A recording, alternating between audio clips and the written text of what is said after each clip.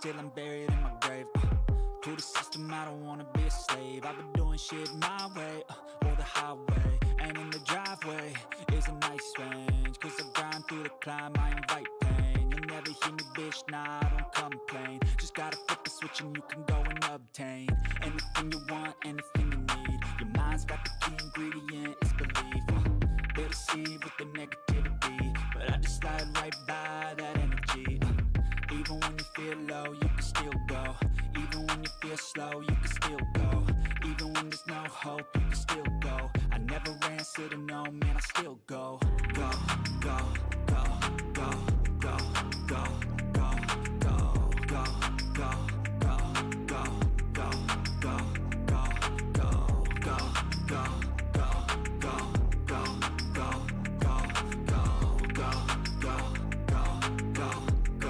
go, go, go. You got a mind, but even that could change. You could flip the gray matter like some batter in your brain.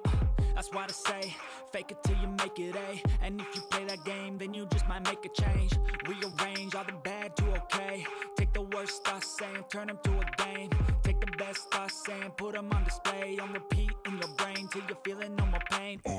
Never slow yourself down, you can do some more. Push past all the pain and you'll find a door.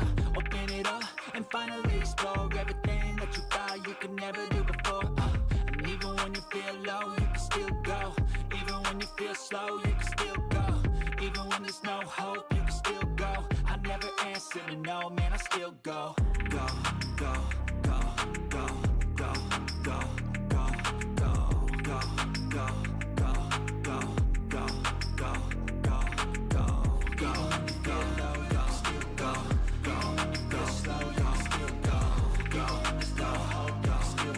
Even when there's no hope, you can still go. I never answer to no, man, I still go. Even when you feel low, you can still go.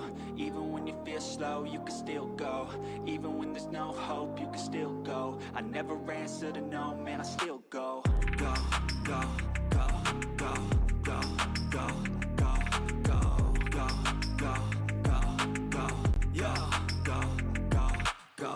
Hustle hard, hustle every single day. I'll be making moves till I'm buried in my grave. To the system, I don't wanna be a slave. I've been doing shit my way, or the highway. And in the driveway is a nice range, cause I grind through the climb, I invite pain. You'll never hear me, bitch, nah, I don't complain. Just gotta flip the switch and you can go and obtain anything you want, anything you need. Your mind's got the key ingredient, it's belief. They'll deceive with the negativity, but I just slide right by that energy. Even when you feel low, you can still go. Even when you feel slow, you can still go. Even when there's no hope, you can still go. I never answer to no, man, I still go. Go, go, go, go, go, go, go, go, go, go, go, go, go, go, go, go, go, go.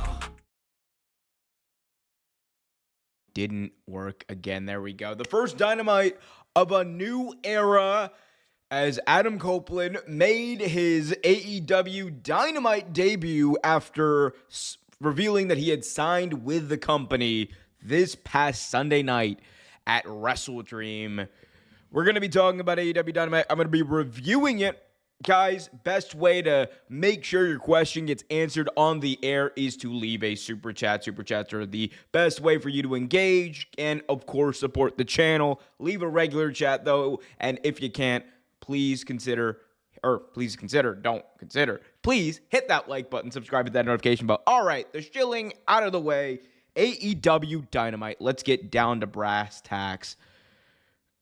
AEW Dynamite kicked off a new era. Adam Copeland was the star of this show.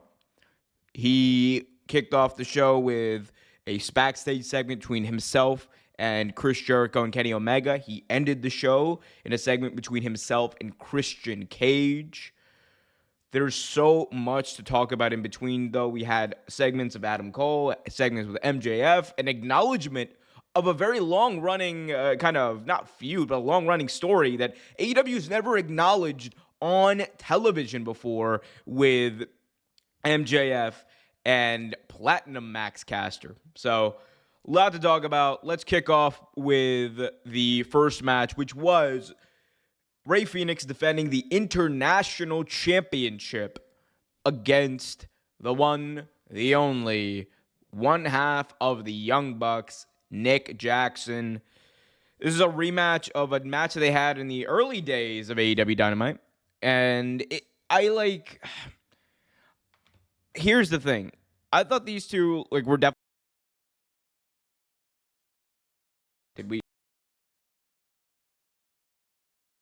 The reality is, we expected I think, probably the expectation of this match outweighed what it ended up being. A lot of people expected this to be a very fast-paced, very high-octane offensive type of match where people just were spinning and flipping all over the place.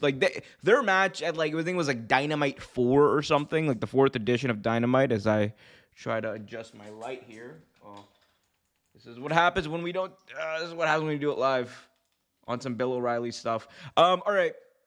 But the match they had on the early days of Dynamite was, and to me, an all-timer. That was an epic showdown between two of the best in-ring performers in wrestling today. This match was cool. It was a very good TV opener, but I don't think it holds a candle, really, to the match they had back in the early days of Dynamite. But still, great to see Rey Fenix healthy. Of course, one of the things that I was most concerned about after the show, or after WrestleDream, was the condition that Rey Fenix was in. He left that match with an injury. He was selling an injury, at least towards the end of this match, on his right knee. So obviously, we don't know what exactly is going on. Maybe it's a bit of a work shoot type of deal, but either way, I hope he's good, because Rey Fenix having a championship run, whether or not it was intended, I think he's got the belt now, and there's no better way to showcase him. There's no better time, I think, since he's already got the belt, to have him prove that one thing that we already know, and that is that he is, pound for pound, the best and most entertaining wrestler to watch in the ring, in bell to bell. It's him. It's guys like Montez Ford. I think those guys are just, from a pure, I'm in awe of watching them do what they do. That's how I feel about those guys. Of course, Bryan Danielson, it's a different style, but if we're talking about that high-flying style, it's him and Montez Ford. You ask me, that's my ultimate dream match for high flyers in this generation. Montez Ford versus Rey Fenix. But good opening match. And after this, I believe we got the Adam Copeland segment where he interrupted an interview Renee Paquette was doing between Chris Jericho and Kenny Omega, who are very chummy. Jericho and Omega very chummy as of late, of course. I thought that the segment was cool. Adam Copeland is seeing Kenny Omega and and meeting him, and that was cool. That was really cool. Of course, at the post-show media scrum, Adam Copeland had mentioned how he had just met Kenny Omega for the first time. This is the first time they've been together on screen.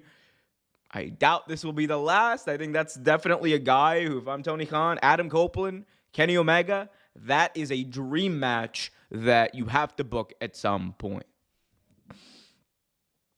We got a question here from Eric Douglas asking, who do you think it was who attacked Jay? I say Bullet Club, War Dogs, or Juice turned on him. Well, actually, we can skip around here a bit to that segment. Let's do that, actually. So, MJF. Sorry, Bullet Club Gold, I should say.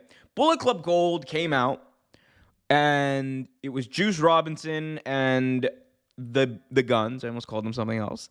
They came out to the ring tonight, and they called out MJF because they believe that MJF was behind the attack that left Jay White laid out at the end of Dynamite last week during that awesome cliffhanger ending.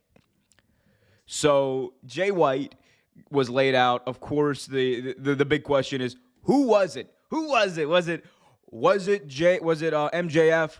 Was it perhaps Adam Cole, baby? Was it someone else who hasn't debuted yet? Do we not know who it's going to be? A lot of possibilities here. I am of the opinion that because of, like, if you look at the way that, you know, things have kind of been building up, and even tonight, some of the seeds that were planted, I really do believe that it's going to be revealed that these people who are attacking the enemies, I guess, of MJF, but also the enemy of Adam Cole, because remember, Adam Cole, when he went out with a concussion, who was the person who injured him in the first place? It was Switchblade Jay White. So it would make sense, in order to, you know, punish Max in a way, but also get revenge on a person who took away nearly a year of Adam Cole's career, almost his entire career. It would make sense for Adam Cole, baby, to take the mask and do this. Make MJF's life a living hell, because he knows that the the Bullet Club Gold, the Bang Bang Gang are going to be all over him, and he's not going to have Adam Cole to have his back. It would make a lot of sense if that was the case. Now, as far as this segment goes, the Bang Bang Gang calls out MJF, and he comes out, and they make fun of him for the tofu thing. MJF gets a chant going that I cannot repeat on the air, but it was a fun segment, and I think one thing that we learned tonight, or not learned tonight, one thing that was kind of solidified is just how much MJF has the crowd in the palm of his hands. This man could go out there and start, like, you know, a tater tots chant if he wanted to, and it would get over. It would get over because the crowd loves him. They're going to do anything. It's like Freddie Mercury at Wembley. He doesn't even need to tell them to repeat after him. They're just going to do it. All that stuff. So MJF, like, really showcased that tonight, how much the crowd is over him on the stick, because he's been carrying, you know, the promos. Him and Christian Cage, I think, have been two of the best promos in wrestling as of late. But anyway, we get a beat down here, courtesy of the Bang Bang Gang on MJF. MJF then tries to fight back a little. It's just too much. And Switchblade Jay White comes out as they steal the Triple B, the most prized possession outside of Adam Cole's friendship to MJF, the Triple B, his AEW World Championship. Jay White walks away with it. And later on, we get a segment backstage where MJF is getting worked on by the trainers. And he's like, I got to call Adam. Like, I feel lost. I got to call Adam. He calls Adam Cole. Nothing. Nothing. Just goes right to voicemail. A concerned MJF just doesn't know what to do. And then out of nowhere, we get the reference that I've been waiting a very long time for. Platinum Max Caster comes from behind and starts massaging MJF like a little fanboy. And MJF is obviously creeped out. I was like, what are you doing? Like, get off me, bro. Get off me. You're saying weird stuff about me on Twitter. I'm about to get a restraining order against you. For those who don't know, ever since, like, he started in AEW, a weird, like, running trend on Twitter, a weird running thing that Max Caster of The Acclaimed has been doing is just saying, like just talking about how much he loves MJF. He really loves MJF. Like, he will like send him hearts. He will talk about how great looking and awesome he looks. And tonight we saw all those moments come full circle as MJF acknowledged that he has seen these tweets. He is acknowledging everything that's happened. It is canon now. And MJF is very uncomfortable by all of it, which you can't blame him for that because who wouldn't be? Especially when he comes up with, like personal space, man. It's a thing about personal space, please. But of course, I thought that was a really fun little thing. Of course, though, the big thing coming out of that is the fact that Adam Cole, baby, did not, repeat after me, did not return MJF's calls. But whose call did he immediately pick up when he was hurt? Whose call did he immediately pick up? Roderick Strong. Early on in the night, we saw a segment, by the way, Adam Cole, baby, and as I just clean my glasses a little bit, but early on in the night, we saw a segment between Adam Cole, baby, and the Kingdom and Roderick Strong, where Adam Cole was helping Roddy feng shui his house. They were having like a nice bonding moment. Roderick Strong was reunited with his best friend in Adam Cole, baby. Awesome moment. Yeah, I absolutely adored this. I think these Adam Cole segments with MJF are just, these Adam Cole segments in general, the very corny, man, I we're best friends, type stuff. The same stuff he was doing with MJF. Now he's doing it with Roddy Strong. Play it up. Continue to do it. It's entertaining. It's just, it is the type of thing in wrestling. It reminds me of the Team Hell No type stuff, where it's a bit of not hokey comedy, but it's lighthearted comedy. And it's easy for people in professional wrestling to go for the low-hanging fruit. It's easy for people to make the very snide remark, all that stuff. All that stuff is easy. Going for really cheap comedy and cheap pops is easy, but making that lighthearted stuff genuinely entertaining, genuinely fun, and genuinely funny is difficult. And Adam Cole, MJF, and everyone involved, the Kingdom and Roderick Strong, have been able to make it work. So big shout out to them for that.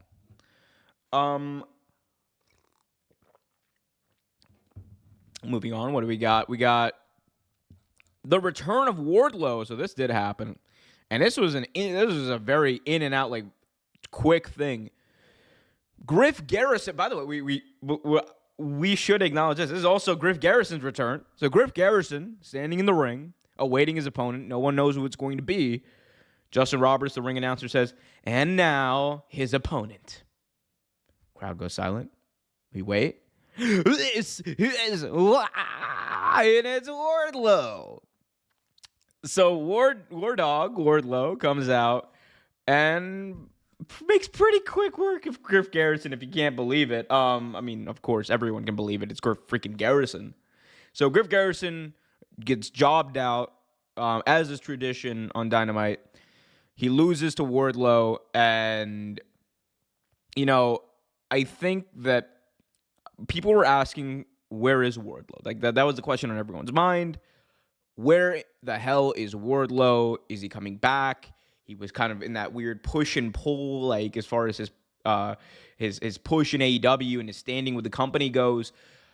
And I think now we have, I guess, a plan for him. I would hope they have a plan for him. They have the creative for him. I just do hope, though, it's not just he's going to come in, beat everyone up, and he's going to be Wardlow. There needs to be at some point. And I feel bad for Wardlow in a weird way because, it seemed, if you go back to Double or Nothing 2022, the days leading up to that pay-per-view and the night of that pay-per-view, Wardlow had a completely different vibe about him. Because, going into that pay-per-view, we all thought that this was Wardlow's moment. He was over all hell. He still was over all hell on that pay-per-view. But ever since that MJF flight thing happened, and this is not me trying to blame MJF or whatever, but it's true. It just seems like that MJF flight situation, the MJF leaving AEW, the MJF no showing that event or whatever it was, that situation for the fans at least took the wind out of Wardlow's momentum.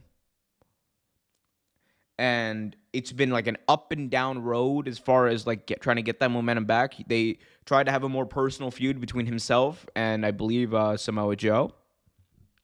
worked a little bit, didn't really work that much. And I don't know, man.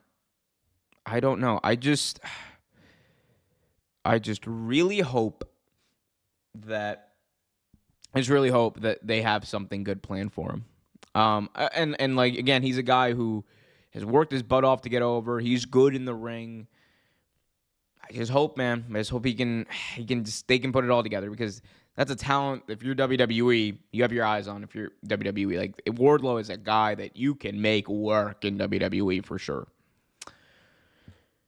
Moving on, we have titles on the line. The Acclaimed versus the Butcher, the Blade, and Big Kip Sabian. Quick work in this match, too, as the AEW Trios champions defended their title successfully. They scored the victory. And, yeah, I thought that this was probably the best defense they've had on TV of the Trios championships. Like, because of course the Butcher and the Blade and Kip, like, those are great opponents to be in the ring with. Like, those are three guys who know their ins and outs in the ring. They are three of the most talented people. And three of the more talented, like, I don't want to call them enhancement talents, but like at this point, that's the kind of the way they've been booked in AEW. But those are three guys who you can always have a good match with. So that was great to see. Not much else to say about this, to be honest. The Acclaimed are always so popular, but outside of like these trios, like, you know, one-off matches, I would like to see a trios feud with the Acclaimed. Like, they're just so entertaining. I think like, there's room there. You can build up a team to have a feud with. Guys, by the way, if you're just joining us, welcome. If you haven't already done so, do me a big time favor. Hit that like button, subscribe, and hit that notification bell so you get notified whenever a new video is released. Moving all the way on, we had Jericho and Kenny Omega in tag team action for the second time in just under a week. They had a tag team match in Collision. They had a six-man tag team match where they teamed up with one half of the Golden Lovers in Kota Ibushi, and now they're teaming up together as a two-man tag team for the second time in a week against two members of the Don Callis family. Don Callis, who is the love child of Jesse Ventura. He's like the love child of Jesse Ventura. And Vince McMahon, like, I am Don Callis. Love it. I don't love that visual though. Anyway, it got this was cool. So here's the thing. Sammy Guevara was supposed to be a part of this match. Of course, he was not medically cleared. So instead, Don Callis recruits someone who he was kind of tangentially, I guess associated with, because of course Will Ospreay is kind of basically a member of the Don Callis family, and one of the people Will Ospreay like teams up with, Will Ospreay sound like Vince Russo. One of the people that Will Ospreay teams up with is Aussie Open. So of course Kyle Fletcher of Aussie Open, he was the replacement for Sammy Guevara. They had a really good match here. I really enjoyed it. Omega and Fletcher had like some insane chemistry in this match. That's a singles match you can always go back to. And yeah, I thought it was really cool. At the end of this match, the top moment for me what happened after this match. We saw Will Hobbs joining the Don Callis family. Will Hobbs, someone who had been doing like not a lot on AEW TV. Like, he had been doing the QTV stuff, which I know it wasn't for a lot of people. I know people didn't like it. I just enjoyed the fact that Powerhouse Hobbs was on TV, if I'm being like completely candid with you. I much rather prefer him doing stuff like QTV rather than him just like not being on TV at all.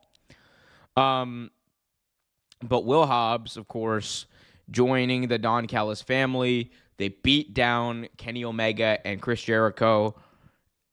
And in a weird turn of events, 4 years after the original AEW Dynamite, where Chris Jericho and Kenny Omega were on opposite sides of the ring, beating the crap out of each other at odds,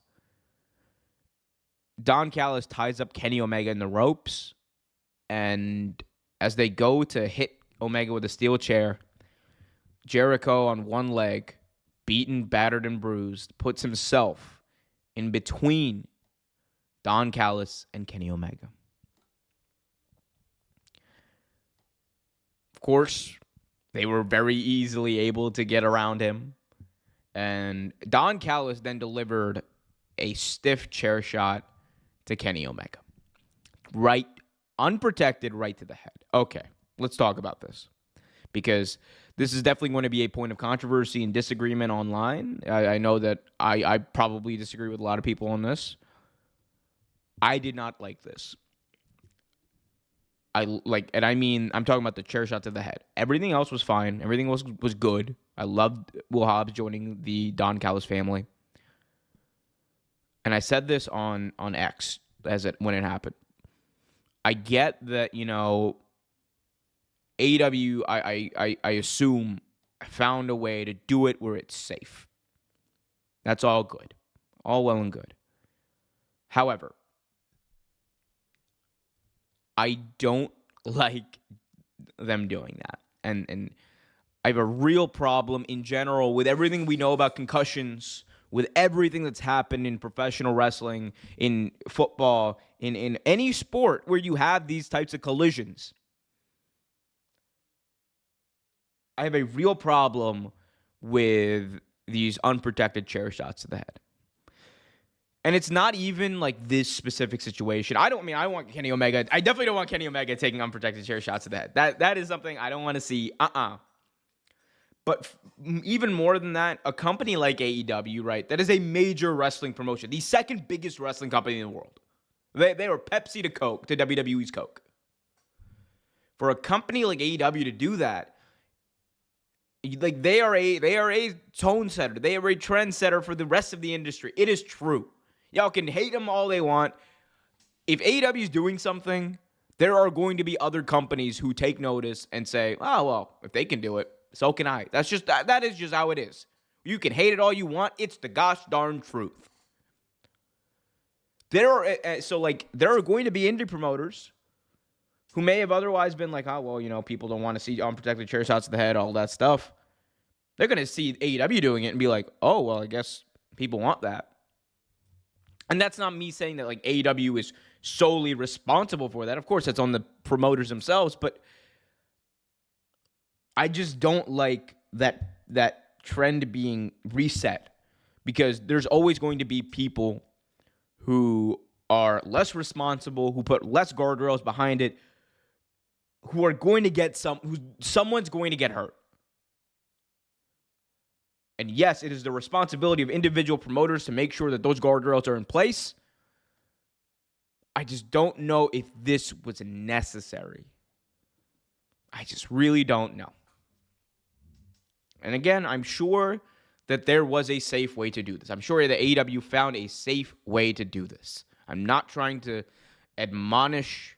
I'm not trying to say that, oh my God, they went into business for... That's not what we're saying here. I just think that it's something that if the industry has moved past something, it is 100% unprotected chair shots to the head. And this just might be, I might be like alone. I might be, y'all can call me a buzzkill. Y'all can call me a killjoy. You can call me all that you want.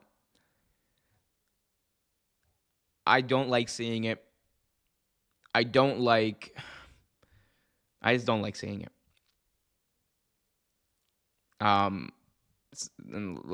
This is like what we mean by a new era in AEW. I don't know if I want that.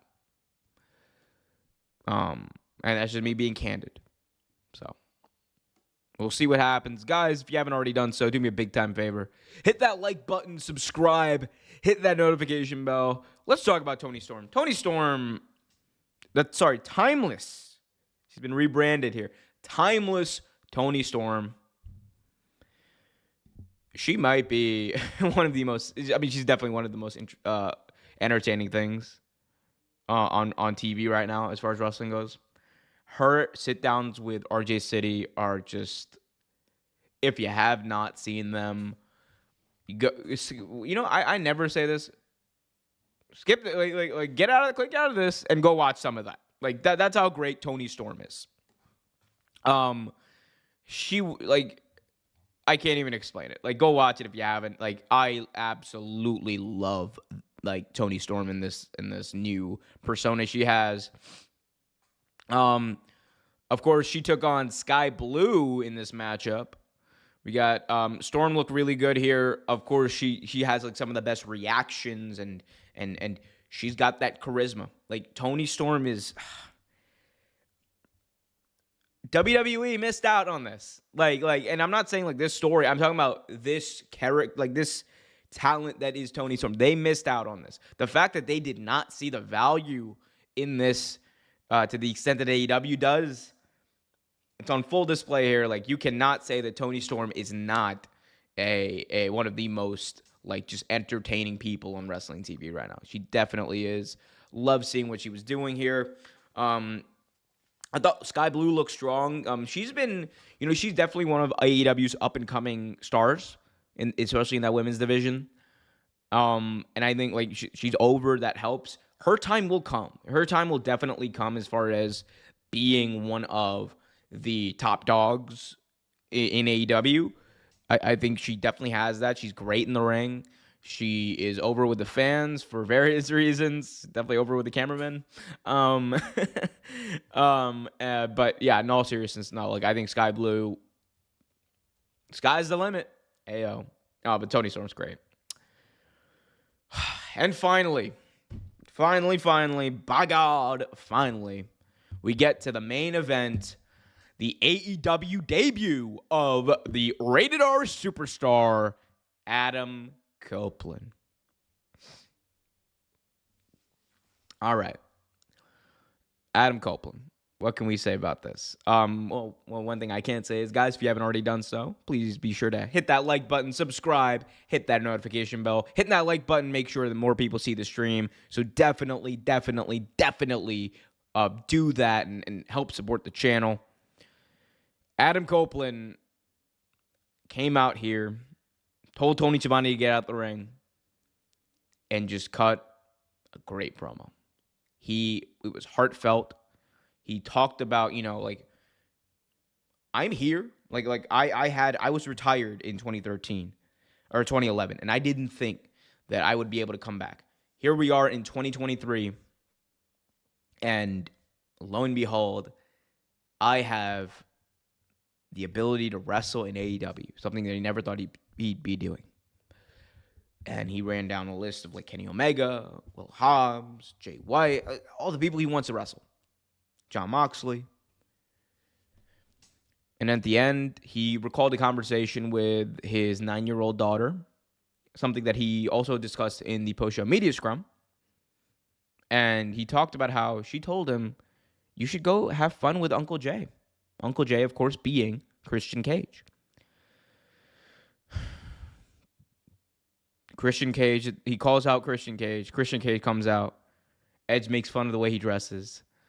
Tells him that Luchasaurus and Nick Wayne are going to drop you like a bad habit the moment they've sucked all the information out of your brain. You are, I assume he said dickhead? I don't know. It was blurred out on live TV. If someone knows what he said, let me know. But he said something, and then he says, even though I know that about you, I still love you, and that's never going to go away. And he admonished him for trying to, he said the reason that he came out and speared Luchasaurus and speared Nick Wayne was because Christian was about to basically kill Sting with a concerto. Someone who Christian Cage apparently had at one point been a huge fan of and had shown the barber when he was younger, I want to get a haircut like like Sting. He showed a picture of Sting, and he's like, give me this haircut. And Adam Copeland. It's going to take some time getting used to that. Adam Copeland says, let it go. Put that behind you. It's time. He implored that, this final run, he wants his career to end with Christian Cage. Teaming with Christian Cage against the Young Bucks, FTR, the best AEW tag teams. They embrace. Just when you think Christian Cage has turned a new leaf, he tells Adam Copeland to go fuck himself. And he just walks away. Luchasaurus and Nick Wayne come out. They stare down. And the show ends. Best friends, closer than brothers.